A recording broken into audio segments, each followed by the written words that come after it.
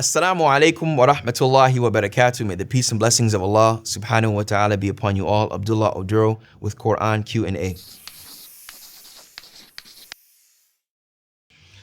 The question states here, why does the Quran mention the same stories in different surahs? For example, why is the story of Musa mentioned so many times? Firstly, we should understand that the Quran is unlike any other book. So we should initially know that when reading the Quran, we cannot compare it to another book. That's the first thing. That it is unique in its nature, being that it is the speech of Allah subhanahu wa ta'ala, and Allah is telling us about things that we would not have known if He wouldn't have told us, from the past, present, and future. So initially, when reading this book, from the style to the sequence, everything, it is unlike any other book that we have encountered. From that, we should understand that it is a book that should be read holistically, that it is a book that should be read from cover to cover. From that, we understand that stories in the Quran that will be mentioned in more than one place. Some of them are mentioned only in one place, as we see with the chapter of Yusuf alayhi salam. And some of them are mentioned, most of them are mentioned in different places, as we see the story of Musa alayhi salam as a questioner put here. It's very important to understand that these surahs generally are wrapped around a certain theme or a certain lesson that should be learned.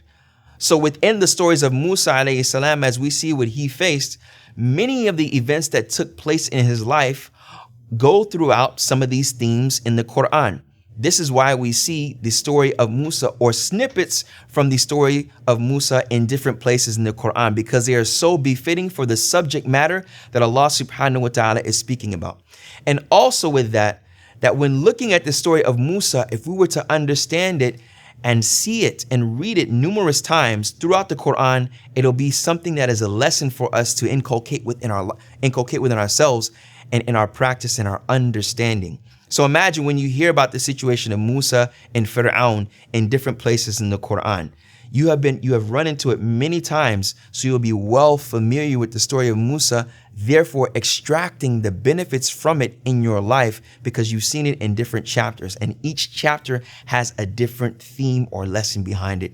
And that is the general rule. Allah subhanahu wa ta'ala knows best behind the stories being in different places in the Quran, scattered out throughout different surahs in the Quran, being that each surah has a general lesson and theme that they want to tie it around, and these stories are scattered around there because of that reason.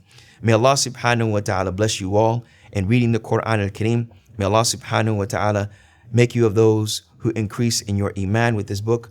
Put your questions in the comments below. Assalamu alaikum wa rahmatullahi wa barakatuh. Thank you.